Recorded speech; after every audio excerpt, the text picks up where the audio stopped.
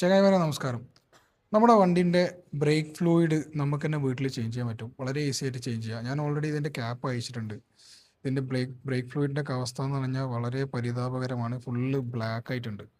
അപ്പോൾ ഇതിന് വേണ്ട പരിപാടികൾ എന്ന് പറഞ്ഞു കഴിഞ്ഞാൽ ഇത് കവർ ചെയ്യണം. കാരണം ഇതിൻ്റെ ബ്രേക്ക് ഫ്ലൂയിഡ് ഇവിടെയൊക്കെ വീണ് കഴിഞ്ഞാൽ പെയിൻറ്റ് പെട്ടെന്ന് ഫെയ്ഡ് ആവാൻ പോകാനുള്ള സാധ്യത ഉണ്ട്. അപ്പോൾ നമുക്കിത് കവർ ചെയ്തിട്ട് ബ്രേക്ക് ഫ്ലൂയിഡ് ചേഞ്ച് ചെയ്യാം. അപ്പോൾ ഞാനൊരു കവർ എടുത്തിട്ടുണ്ട്.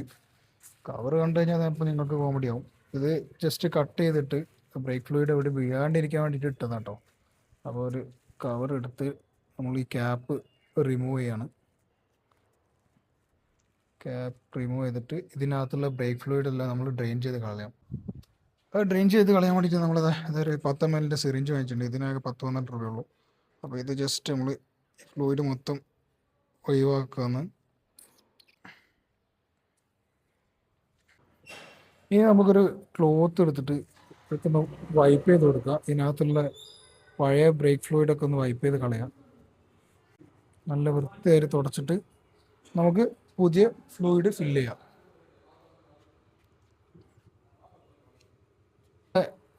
പിന്നെ ഡോട്ട് 4 ബ്രേക്ക് ഫ്ലൂയിഡാണ് എടുത്തിട്ടുള്ളത്. അപ്പോൾ ഏകദേശം ഒരു 30-40% ഫില്ല് ചെയ്തിട്ട് ഇനി നമുക്കിത് ബ്ലീഡ് ചെയ്ത് കളയണം. ഇനി നമ്മൾ എന്താ ചെയ്യേണ്ടതെന്ന് വെച്ചാൽ ബ്രേക്ക് പമ്പ് ചെയ്യണം. ബ്രേക്ക് പമ്പ് ചെയ്തിട്ട് ഹോൾഡ് ചെയ്യുക. എന്നിട്ട് ഇവിടെ താഴെ പമ്പ് ചെയ്ത് ഹോൾഡ് ചെയ്യുക. ഈ ബ്ലീഡിങ് വാൾവ് 8-ൻ്റെ സ്പാനർ എടുത്തിട്ട് ഓപ്പൺ ചെയ്യുക. ഓക്കെ, എന്നിട്ട് ക്ലോസ് ചെയ്യുക. വീണ്ടും നമ്മൾ പമ്പ് ചെയ്യുന്നു, വാൾവ് ഓപ്പൺ ആക്കുന്നു, ക്ലോസ് ചെയ്യുന്നു.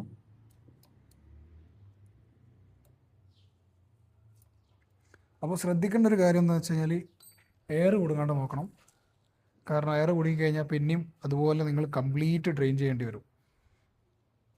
ഇനി നമ്മളെന്താ വെച്ചാൽ ബ്ലീഡ് വാൾവിലുള്ള മുമ്പത്തെ എല്ലാ ഓയിലും ഡ്രെയിൻ ചെയ്ത് കളഞ്ഞതിൻ്റെ ശേഷം ഇതിനകത്തേക്ക് പുതിയ ഓയിൽ ഒഴിക്കുക.